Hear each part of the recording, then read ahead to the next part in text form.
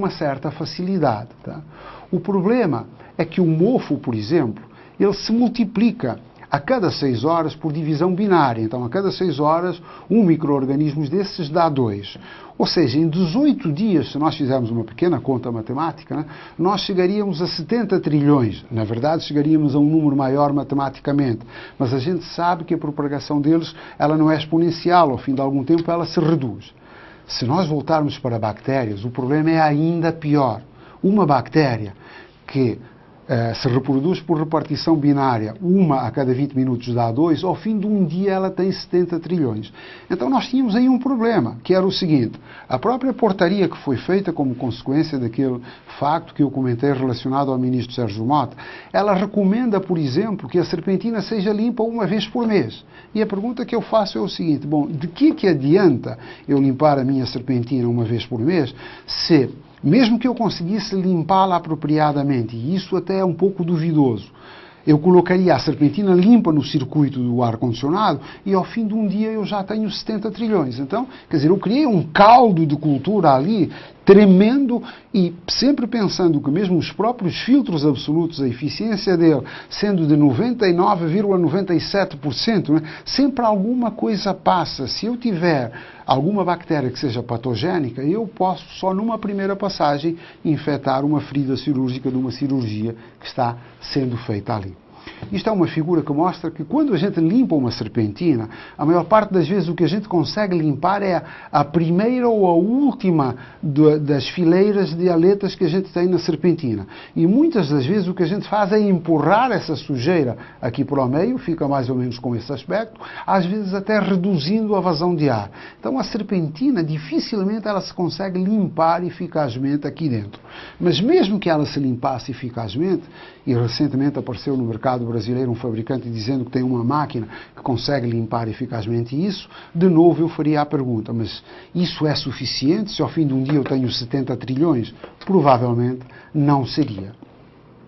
As soluções que, entretanto, nós temos apresentado para essa distribuição de ar, elas visam também umas pequenas unidades que a gente chama unidades fan filter, que têm um pequeno ventilador aqui, e que permitem um retrofit, permite pegar em instalações de ar-condicionado, onde tem uma máquina que ela satisfaz perfeitamente as exigências de temperatura e umidade. Se houver necessidade, por exigência do dono do hospital, em ter um fluxo laminar sobre o centro cirúrgico, nós podemos utilizar estas unidades secundárias sem destruir as unidades de ar-condicionado que anteriormente estavam sendo utilizadas. Isto é um exemplo de um hospital na Bahia que tem 3 salas feitas exatamente assim, porque era um grupo brasileiro, vendeu isso para um grupo italiano e então foi necessário aplicar essa solução para não perder a instalação de ar-condicionado que já existia. Onde é que entra então aqui a radiação ultravioleta? A utilização das lâmpadas ultravioletas e a descoberta de que elas tinham uma eficiência no tratamento de doenças, ela não é recente. Em 1904, um cientista dinamarquês, o Niels Finsen, já tinha descoberto exatamente o efeito da radiação ultravioleta no tratamento das doenças.